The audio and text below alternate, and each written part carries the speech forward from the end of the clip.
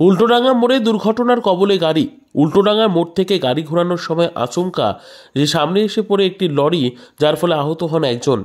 ইতিমধ্যেই ঘটনাস্থলে পৌঁছেছে পুলিশ। প্রাথমিকভাবে মনে করা হচ্ছে লরির ড্রাইভার সিগন্যাল না দেখাতেই বিপত্তি। গাড়ির ভেতরে যে পরিবার ছিল সেই পরিবারের মধ্যে থেকে একজন বৃদ্ধা আহত হয়েছেন। উল্টোডাঙ্গা মোড়ে দুর্ঘটনার কবলে গাড়ি। উল্টোডাঙ্গা মোড় থেকে গাড়ি ঘোরানোর সময় আচমকা যে সামনে এসে পড়ে একটি লরি, যার ফলে আহত হন একজন। ইতিমধ্যেই ঘটনাস্থলে পৌঁছেছে পুলিশ। প্রাথমিকভাবে মনে করা হচ্ছে লরির ড্রাইভার সিগন্যাল না দেখাতেই বিপত্তি। গাড়ির ভেতরে যে পরিবার ছিল সেই পরিবারের মধ্যে থেকে একজন বৃদ্ধা আহত হয়েছেন।